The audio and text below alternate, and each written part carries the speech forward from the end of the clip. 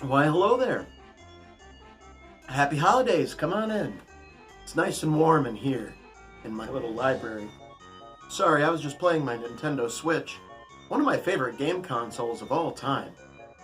And I know the last episode of my top 10s was a Nintendo console, but the holiday season always makes me think of the Nintendo franchise in general, as for many of the holiday seasons for me, I received the regular Nintendo, Super Nintendo, Nintendo 64, and GameCube, and games for them. And, you know, it's always been a wonderful time to receive such great, wonderful, polished consoles and games for the holiday season. And that is no exception with the Nintendo Switch here. But I have also been playing a lot of retro games back on the original Nintendo, so I think that we should revisit the Nintendo. It gets a lot of flack for having some really difficult games dubbed Nintendo difficulty, but there are some absolutely excellent games on the regular Nintendo that I would love to share with you all today. I will go ahead and say that number one is probably no surprise to anybody, but some of these games may not be games you've ever even heard of, or might be some series that you haven't heard in a long time. So sit back, get warm next to the fire here, and enjoy some classic Nintendo games. And if you have a favorite Nintendo list, go ahead and leave it right in the comment section. I would love to know what some of your favorite games are that bring you the same joy that these games brought me during my younger years in the holiday seasons. So, let's go on a trip. A nostalgic trip. Back in the 1980s and 1990s, when the Nintendo was the only game console that was really worth having. Anyway, guys, hit that like button, subscribe, and hit that bell for more notifications for videos just like this one. And if you want to warm up next to the fire here with me, drop a comment. Here's my list. I hope you all enjoy this video. Stay safe out there. Happy holidays. And I hope you all have a beautiful rest of your year.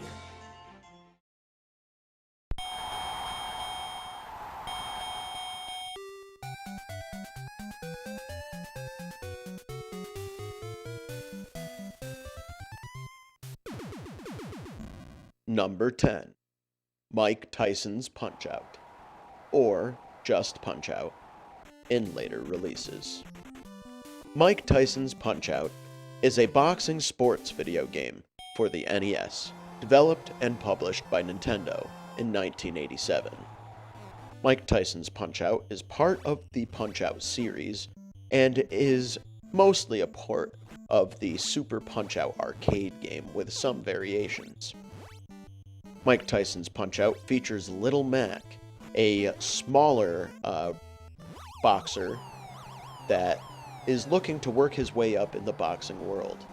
He has a limited amount of moves compared to most of his opponents, but with some left-right jabs, some left-right body blows, and a powerful uppercut, along with some dodges and blocks, Mike might be able to get there. Little Mac also has a heart meter, which decreases by 3 upon being struck by an opponent and 1 by blocking an attack, or an opponent blocking or dodging the player's attack.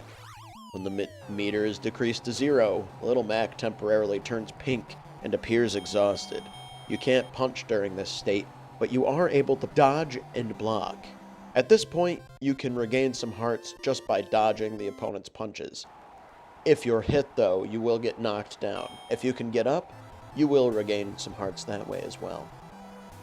A bout can end by knockout, technical knockout, or by decision if no one has won by either knockout or technical knockout. A knockout is if a fighter is unable to get up within 10 seconds. Technical knockout is if they're knocked down 3 times. Little Mac can be knocked down 3 times. Upon the 4th time, he will not be able to get up, and each time he is knocked down, it will be that much harder to get up. When Mac loses his first bout with a ranked opponent, he will have a chance to fight a rematch. However, if he loses a title bout, he will fall in the rankings. 1 place for the minor or major circuits, 2 places for the world circuit. Losing a rematch causes him to fall 1 place unless he's already at the bottom, forcing him to fight his way back up. A 3rd loss, not necessarily a consecutive one, will end the game. The only exception to that is the final fight against Mike Tyson himself. If you lose against him, you automatically get a game over. This is one of the hardest fights in the entire game. I would say it's the hardest fight. I still mess it up from time to time. Lots of times when he hits you, you just go down. It's Mr. Dream in all of the future releases of the game, but I grew up playing the Mike Tyson version. So this is the one that I know. So I always know and have to fight toward beating Mike Tyson himself. And once you do, it's a really satisfying experience and probably the best sports game on the NES as a whole. This is number 10, Mike Tyson's Punch-Out!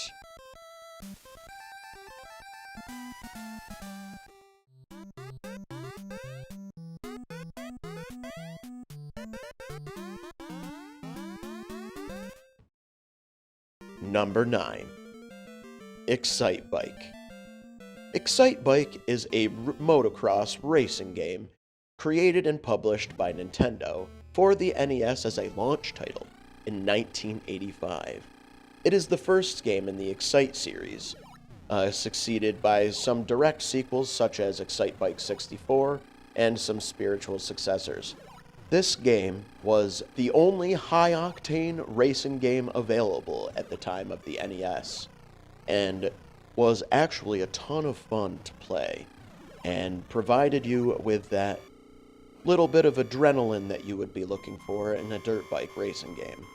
You were able to do backflips and all sorts of fun stuff. The player can choose to race solo or against computer-assisted riders. They race against a certain time limit, and the goal is to qualify for the Excite Bike race by coming in 3rd place or greater in the challenge race, which is the preliminary. The times to beat are located on the stadium walls for 1st place, and in the lower left-hand corner for 3rd. In any race, the best time is 8 seconds ahead of the 3rd place. When the player places 1st, they get a message, "It's a new record!" which is very iconic. Additional points are earned for beating the previously set record time. The controls are fairly simple, and the position of the dirt bike can be controlled with the Y-axis of the directional pad. You can also control the acceleration with the A and B buttons. B causes greater acceleration, but will also cause the dirt bike's temperature to increase, shown at the bottom of the screen in the bar. If the temperature exceeds the bar's limits, the player will be immobilized for several seconds, so the bike may cool down. Driving over an arrow will immediately reduce the bike's temperature. You can do flips or wheelies with the X-axis of the directional pad. Left raises the front, while the right lowers the front. In the air, this rotates the bike, but can be used to do wheelies, just as I said. Pushing up or down turns the handlebars left or right, respectively, when the bike is on the ground. There is also a design mode, where the player has the ability to build his or her own racing tracks. The player can choose hills and obstacles of various sizes and place them wherever they would like, represented by the letters A through S. The player can also choose where to finish the lap and how many there are, up to 9 total. After it is finished, the player can race the track in either Selection A or Selection B. This game was the only high-octane racing game for the NES that actually felt good to play, and I highly recommend still playing it to this date. It is very simple, and can be a very relaxing game to try to get some records on. This is number 9, Excite Bike.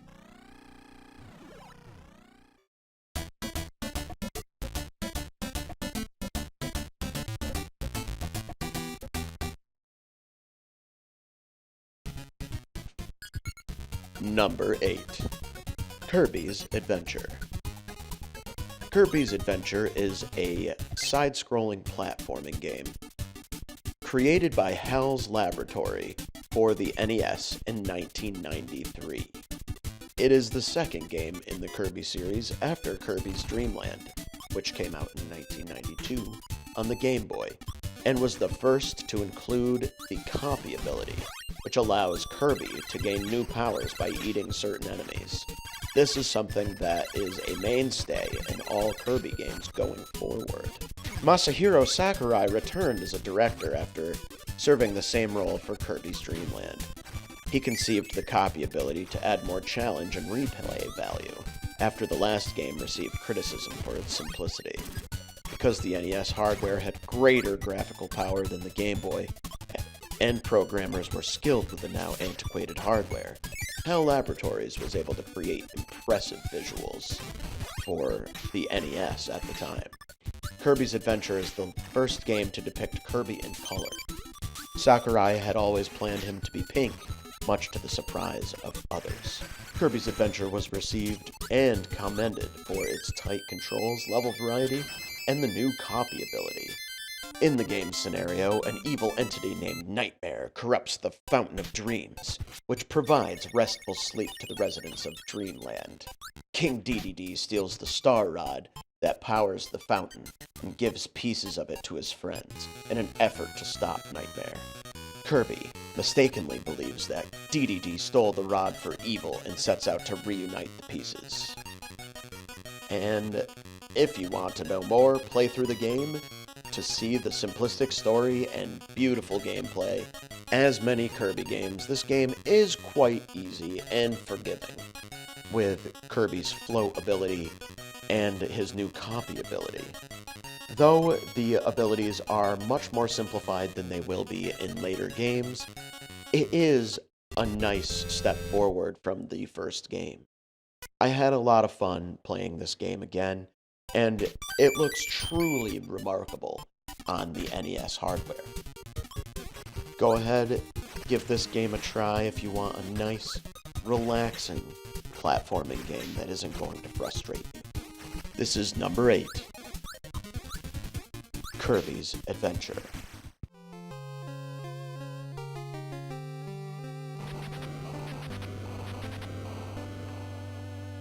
Number 7, Castlevania 3, Dracula's Curse. Castlevania 3 is the third and final Castlevania game produced for the NES. It was published by Konami in 1989. The plot of Castlevania 3 is a prequel to the original Castlevania, set a few centuries before the events of the original game. The game's protagonist is Trevor C. Belmont, an ancestor of the original hero, Simon Belmont. Castlevania 3 abandons the action-adventure game and role-playing game elements of its immediate predecessor, Castlevania 2, Simon's Quest, and returns to the platform game roots of the first Castlevania title. Unlike Castlevania, however, Castlevania 3 is non-linear. Trevor, the main character, can be assisted by one of 3 possible assistant characters, and after completing the first level, and at several other points throughout the game, the player is given a choice of 2 branching pathways to follow. The player can obtain multiple endings depending on the choices they make throughout the game. The year is 1476, and Count Dracula has started to ravage Europe with an army of monsters. The Belmont family of vampire hunters, once exiled, are called into action by the church. They feared the Belmont's superhuman power, but with Dracula menacing to swallow Europe in darkness, they are left with no choice but to call Trevor Belmont, current wielder of the Vampire Killer Whip. Joining Trevor Belmont in his mission to defeat Dracula are 3 new playable characters. Sypha Belenades, a young sorceress with poor physical attack power but powerful elemental magical spells at her disposal. Grant Dynasty, a pirate with the ability to climb on walls and change direction in mid-jump, a rare ability in these earlier games. And Alucard, Dracula's son, a Damphir with the ability to shoot fireballs and transform into a bat. Trevor can be accompanied only by one companion at a time. If he chooses to take on another, he must abandon his current. The player can spiritually transform between Trevor and his ally with the select button. This game is a ton of fun and I believe adds to the original Castlevania and makes the game more varied and makes it way more playable than either the first or the second. I choose to play this one on my playthroughs every time I return to the NES because it is just that much more fun to play as the multiple characters and go through the different routes. This is number 7, Castlevania 3, Draculas Curse.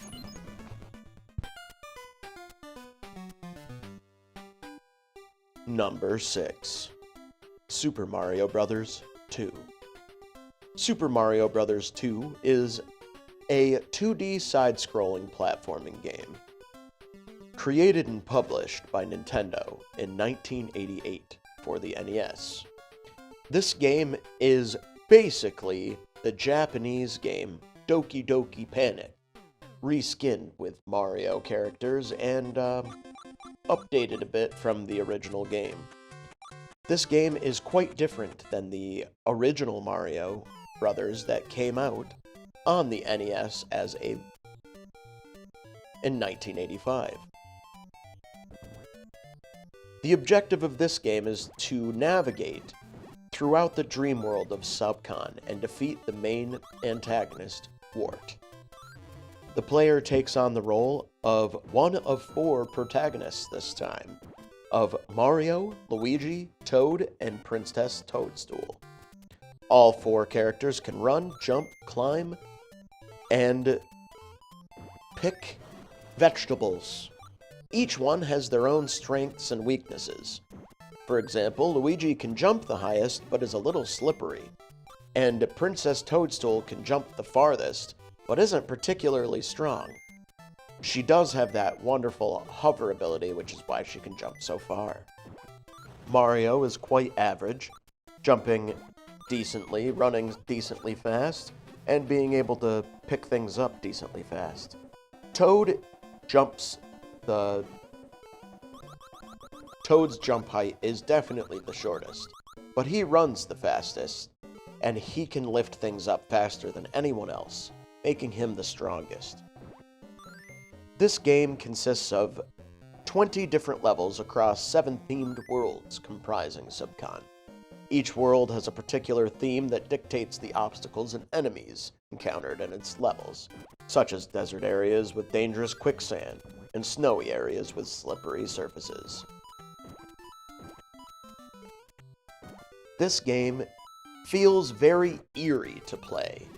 I thought it did as a child, and I still do today. It has a very strange, nightmare-like quality to it. And if you're able to best the game, it's like conquering the nightmare. It had so much more depth than the original Super Mario Bros. And still had that same polish and mechanics. But instead of just jumping on enemies, you had to lift them up and throw them into each other, which added another depth of difficulty and gameplay, which was wonderful to have at the time. This is definitely one of the stronger platforming games on the console, and I advise giving it a try if you never have before. It has been remade various times, so pick up a Switch, pick up your old DS, pick up your old Game Boy Advance, pick up your Super Nintendo and give it a whirl. This is number 6, Super Mario Bros. 2. Number 5. Ninja Gaiden! Hey! Ninja Gaiden is a side-scrolling action platforming video game developed and published by Tecmo for the NES in 1989. It released alongside the beat-em-up arcade version of the game with the same name. The story follows a ninja named Ryu Hayabusa as he journeys to America to avenge his murdered father. There, he learns that a person named the Jackio plans to take control of the world by unleashing an ancient demon through the power contained in the 2 statues. Featuring platforming gameplay similar to Castlevania and the NES version of Batman, players control Ryu through 6 acts that comprise 20 levels. They encounter enemies that they must dispatch with Ryu's katana and other secondary weapons, such as shurikens, spinning blades, throwing fire, and even stopping time. This game is known infamously for its NES difficulty, and is one of the harder games on the console. However, this game is not unbeatable, and with time, patience, and practice, you can beat this game. It is a ton of fun to play once mastered, and really feels fluid, and has some of the tightest controls. My only gripes are whenever you get hit, you get bounced back, and typically when you get bounced back, you're getting bounced back into a hole, which can completely kill you. Luckily, this game does have continues, so it makes it not too bad to play. This game is one of my favorite NES difficulty games on the console, and I definitely recommend that you take the time and have the patience to play this game all the way through. It is a reward within itself, and I recommend that you give this antiquated game a try. This is number 5, Ninja Gaiden. Number 4, Zoda's Revenge, Star Tropics 2. Star Tropics 2 is an action-adventure video game released only in North America, developed and published by Nintendo in 1994 as a sequel to the 1990 game Star Tropics. It is the second-to-last first-party game released on the NES, Wario's Woods being the last, and the final game developed by Nintendo exclusively for the NES. Star Tropics 2 runs through 9 chapters, although the first is story only. Each chapter, besides the first, takes place in a different time and place, and holds one or more bosses, multiple areas, many weapons, medicine, obstacles, and puzzles. While the original Star Tropics took place almost exclusively on a series of tropical islands on Earth, its sequel takes place in a variety of locales, such as the Stone Age, Ancient Egypt, the Wild West, the Middle Ages, and Victorian England, in old time periods. During the game, Mike meets many important historical and fictional figures throughout his journey through time. These consist of Cleopatra, Merlin, Sherlock Holmes, Leonardo da Vinci, and King Arthur, who help him achieve his goal in finding the Tetrads, which resemble Tetris pieces, and defeating Zoda's 3 clones. Zoda, being the invader from the first game, now has 3 clones that need to be defeated, and you are the one to do it. Zoda's Revenge Star Tropics 2 runs on a modified engine of the original Star Tropics, with health continuing to be measured by the Legend of Zelda style heart containers. Unlike the original Star Tropics, Mike is no longer limited to moving in a grid, and can now move in 8 directions and can change directions in mid-jump, which is amazing. This game handles excellently for the most part. It does feel a little slow and antiquated as it is on the NES, but it still feels quite great to play. and I definitely would recommend playing this one over the original. Mike now uses various weapons, including an axe, a bronze dagger, a katana, and an upgradable projectile magic attack that you learn from various strange creatures throughout the game, called the Psychic Shockwave.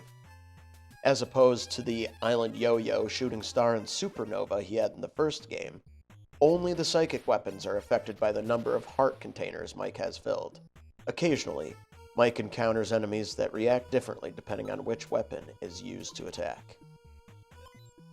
The story begins with Mike Jones receiving a telepathic message from Micah, the princess of the Argonians, whom Mike had rescued in the previous game.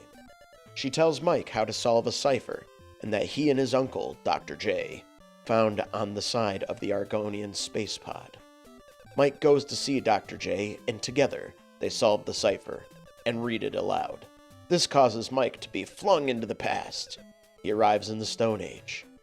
After helping a tribe of cavemen retrieve their children from a flesh-eating wild boar, he finds an object, which Micah telepathically identifies as a tetrad.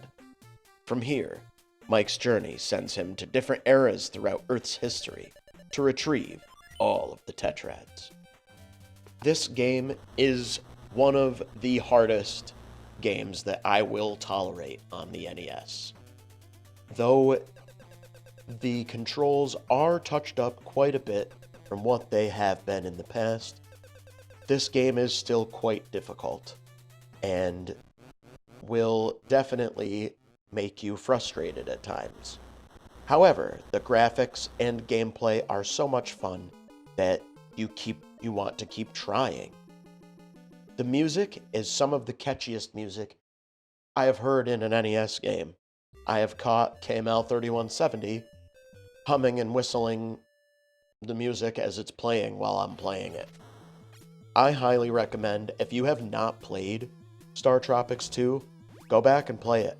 It's better than the Star Tropics that came on the NES Classic, so please give it a try. Go visit some of the places in time and some of the crazy locales with some of the action RPG elements that this game has. It's a ton of fun and has a couple of secrets that you can find in some extra heart containers. This is my number 4 pick, Zoda's Revenge, Star Tropics 2.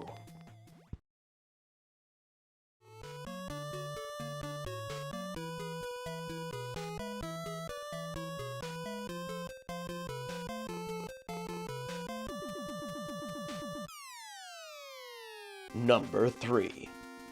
Mega Man 2. Mega Man 2 is an action platform shooter developed and published by Capcom for the NES in 1988. It is the second installment in the original Mega Man series, and personally, my favorite in the original Mega Man series. Mega Man 2 takes place after the original Mega Man, which is set in an unspecified year during the 21st century, the year 2000X. Dr. Wily, the series' main antagonist, builds a new fortress and an army of robotic henchmen, led by 8 new robotic masters of his design: Metal Man, Airman, Bubble Man, Quick Man, Crash Man, Flash Man, Heat Man, and Wood Man. Mega Man is sent by his creator, Dr. Light, to defeat Dr. Wily and his robot masters. Mega Man crushes the 8 new robot masters and then challenges Wily himself. In the final fight, Mega Man defeats Dr. Wily's holographic projection device. After the scientist begs for mercy, Mega Man spares Wily and returns home. Each robot master features a unique weapon and stage related to their weapon's power. For example, Airman shoots small tornadoes and is fought in a sky-themed level. Almost feels like a precursor to the Mega Man X games in a way. After completing certain stages, Mega Man receives a special item. These items create platforms that allow Mega Man to access areas he otherwise could not. which adds a level of exploration to the game. After defeating a boss, their signature weapon becomes available to the player. The Robot Masters have weaknesses to the weapons of certain other Robot Masters, just like the original. Therefore, choosing the order in which the levels are played is a vital component of the gameplay, whether you want to make it easier on yourself or more difficult. After defeating all 8 Robot Masters, the player proceeds to Dr. Wily's Fortress, which consists of 6 levels that are played linearly. As in the first title, the player is required to fight each Robot Master a second time in Dr. Wily's Fortress. However, these battles take place in a single room rather than a series of linearly connected hallways. The room contains teleportation devices that lead to each Robot Master. The devices can be entered in any order but are not labeled. Once the bosses are defeated, again, the player must fight Dr. Wily. Mega Man 2 features a few gameplay changes as well from the original Mega Man. A new item, the Energy Tank, allows a player to refill Mega Man's health at any time. This was the first introduction of this and would go on to be a series staple from here on out. Also introduced is a password system instead of a save. Password system is better than nothing, but we would have liked a battery save. After defeating each Robot Master, a password is displayed, allowing the player to return to that particular point in the game after restarting the system. The password stores the particular list of completed Robot Masters, as well as the number of accumulated energy tanks. Unlike the first game, Mega Man 2 does not feature a score counter, and the player is unable to return to Robot Master levels once they are completed. This game is the easier Mega Man game of all of them, but it feels the most polished to play, in my opinion. This is my number 3 pick, Mega Man 2.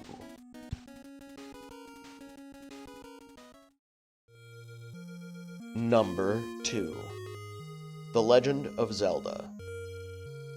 The Legend of Zelda, an action RPG. Developed and published by Nintendo, and released in North America in 1987 by Shigeru Miyamoto and Takahashi Tezuka. This was the first in the entirety of the Zelda series. Set in the fantasy land of Hyrule, the plot centers around a boy named Link, the playable protagonist, who aims to collect the 8 fragments of the Triforce of Wisdom in order to rescue Princess Zelda from Ganon, the antagonist. During the course of the game, the player sees Link from a top-down perspective and must navigate him through the overworld in several dungeons, defeating enemies and finding secrets along the way. This game feels like one of the least linear and more adventure and exploration-focused Zeldas to date. This almost feels like what they wanted to do with Breath of the Wild, but back in 1987. This game has strong feelings of Dungeons and Dragons, and can really feel like that with the combat and the grid-based movement. The game still plays wonderfully to this day, and is a fairly difficult game even to today's standards, and for the NES. The game is a ton of fun, and definitely has that exploration going for it, and makes for a very fun experience. Plus, there is a New Game Plus mode for you to play on your second playthrough, which gives this game a lot of replay value. A must for old Nintendo games. This is one of the best games ever to come out on the console, and could be argued that it is the best game by many. And it's hard to argue that. I do enjoy this game very much, and do go back and play it at least several times a decade. This is my number 2 pick, The Legend of Zelda.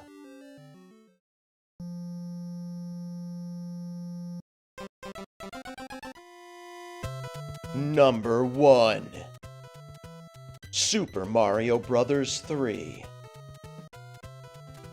Not a surprise to anybody, but number 1 is Super Mario Bros. 3, which is an action platforming game developed and published by Nintendo for the NES, which released in the United States in 1990. Development was handled by Nintendo Entertainment Analysis and Development, led by Shigeru Miyamoto, who directed the game along with Takahashi Tezuka. The game focuses on Mario and his brother Luigi, who embark on a quest to save Princess Toadstool and the rulers of 7 different kingdoms from the series' primary antagonist, Bowser, and his children, the Koopalings. The two must traverse a total of 8 separate regions in order to restore order to the Mushroom World. Super Mario Bros. 3 builds on the gameplay of Mario Bros. 1 by introducing new power-ups used to augment character abilities, establishing several conventions that have also been featured in later titles of the franchise. Super Mario Bros. 3 was the only video game that I know of that had a full feature film made by Universal Studios called The Wizard, which helped fuel anticipation among fans for the game, which was an instant commercial success, ultimately becoming one of the best-selling video games of all time and the absolute best Mario game on the console.